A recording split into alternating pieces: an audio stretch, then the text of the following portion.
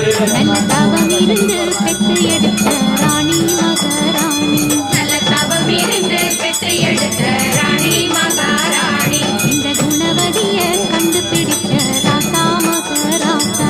இந்த குணவதிய கண்டுபிடிச்ச ராசா மகாராசா. ஜோடி நல்ல ஜோடி இது மாப்பிள்ள பொண்ணையும் பாரு.